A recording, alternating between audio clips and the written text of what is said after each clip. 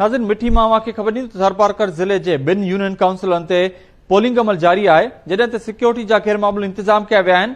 UC हिरार ऐं UC बपूहार जे ward number 3 ते polling अमल जारी आहे। सिक्योरिटी इंतजाम इंतहाई सख़्त कया विया आहिनि।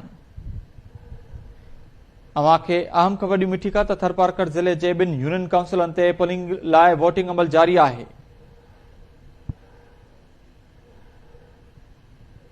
यूसी हिरार ऐं यूसी बपूहार जे वार्ड नंबर 3 ते पोलिंग अमल जारी आहे। सिक्योरिटी जा गैर मामूली इंतजाम कया विया आहिनि।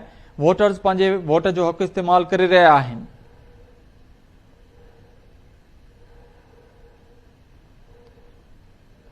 अवां खे अपडेट कयूं मिठी मां त ज़िले जे ॿिनि यूनियन काउंसिलनि जे पोलिंग लाइ वोटिंग जो अमल जारी आहे।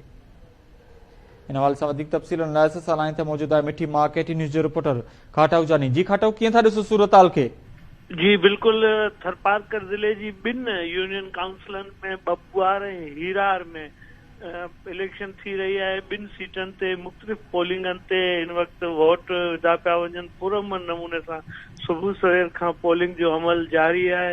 इंतज़ामिया तरफ़ां पुलिस ख़ासि तौर ते वॾे तइदाद में सिक्योरिटी लाइ मुक़ररु कई वई आहे ऐं ही पोलिंग जो अमल शाम 5 वॻे ताईं जारी रहंदो। जी, वॾी महिरबानी अपडेट करण लाइ खाटाऊ जानी।